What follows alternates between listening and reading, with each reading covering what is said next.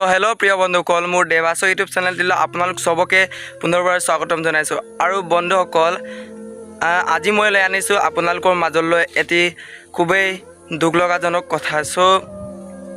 সেই কথাটো হৈছে যে আপোনালোকে আগৰ পৰাই জানি আছিলে চাগে যে আমাৰ অসমীয়া চলচ্চিত্ৰ জগতৰ মহিৰো নিপন গোস্বামী বহুদিন ধৰি ৰোগত ভুগি আছিল আৰু তাকে দেখি হস্পিটালতো ভৰ্তি কৰোৱাত হৈছিল।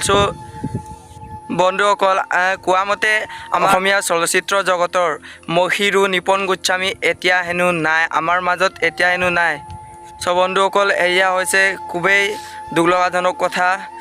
বন্ধুসকল, আমি সকলোৱে তেওঁক এটাই প্ৰাৰ্থনা জনাওঁ যে সি য'তেই নাথাকক কিয় তেওঁৰ আত্মাৰ শান্তিৰ বাবে আমি প্ৰাৰ্থনা কৰি দিওঁ।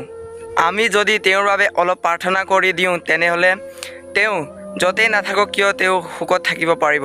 যাতে যেন সুখত থাকিব নোৱাৰিলে সুখত থাকক বুলি আমি অলপ প্ৰাৰ্থনা কৰোঁ আহক। বন্ধুসকল, প্ৰাৰ্থনাটো মই কৰিলোঁৱেই। আপোনালোকে কৰি দিয়ক অলপ তেওঁৰ আত্মাৰ শান্তিৰ বাবে।